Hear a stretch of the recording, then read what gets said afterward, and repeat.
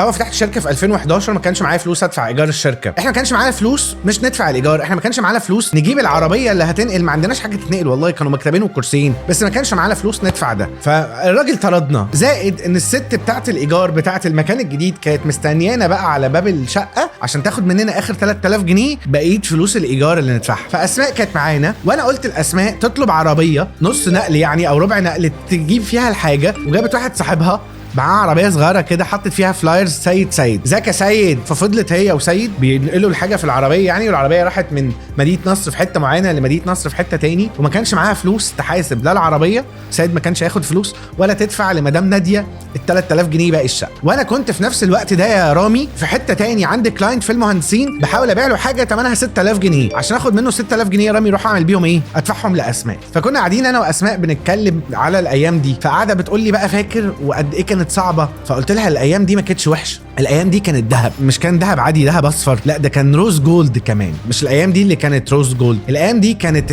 النار اللي اكلت في الحاجات عشان تطلع في الاخر بعد السنين دي ايه؟ ذهب، وذهب روز جولد. فانت لازم يبقى عندك اوقات في حياتك بتتحرق فيها حرفيا عشان تطلع الحاجه الحلوه بقى، الحاجه اللي هي بكره هتبقى هي الذهب، هتبقى هي اللؤلؤه، هتبقى هي، فاهمين قصدي؟ السلام عليكم. لو عجبك الكلام ده اعمل لي كومنتات هطلع لك تاني كل يوم.